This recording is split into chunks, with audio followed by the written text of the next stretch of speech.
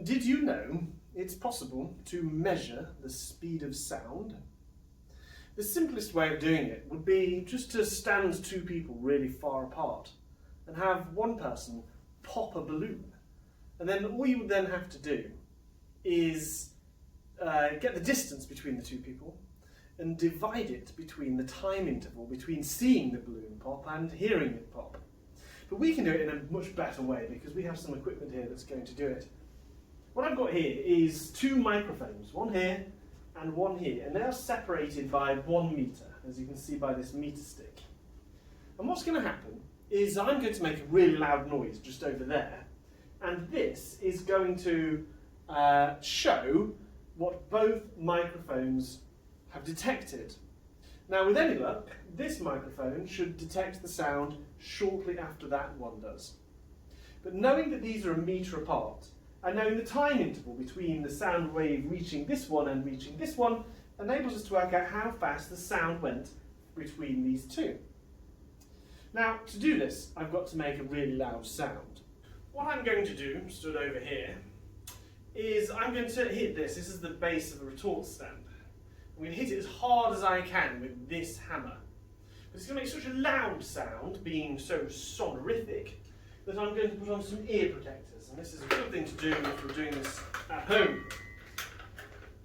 There's absolutely no reason for me to have the visor down, apart from the fact that the hat doesn't stay on if I don't.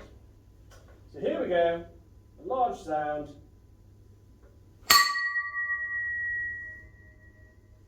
And hopefully that's loud enough to have been detected. Ah, yes.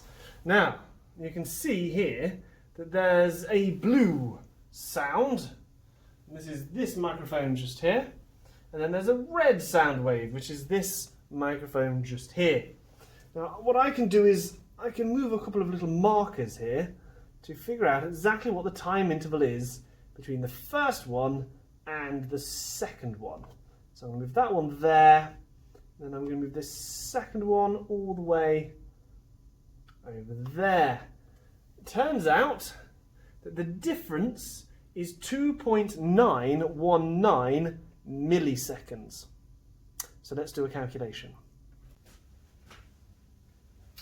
So the calculation we're doing in order to determine the speed of sound is that speed is equal to distance divided by time. Now, from the experiment, the distance was 1 meter. And the time, reading it off the device, was 2.919 milliseconds. So 2.919 divided by 1,000 gives me, in standard form, 2.919 times 10 to the minus 3. That's the time interval that it took to go across that 1 meter. So if I work this out, my speed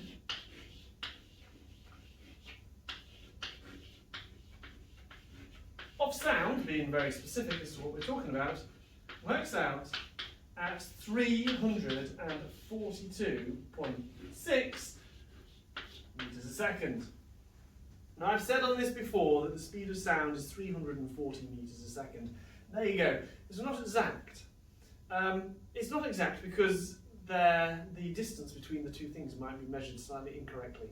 I might not have measured from the same peak each time on the graph. Or another thing is that the speed of sound is not entirely constant. It depends on the humidity of the air and the temperature and other such things. So for now, if you're asked to describe an experiment that could measure the speed of sound, you need to describe the two microphones, how you would measure with a ruler the distance between the two. Then you would, on a computer, you would work out the time difference between the sound signal being detected at one microphone and the sound signal being detected at another. Then you would do the calculation. You would take a distance divided by your time. That would give you your wave speed.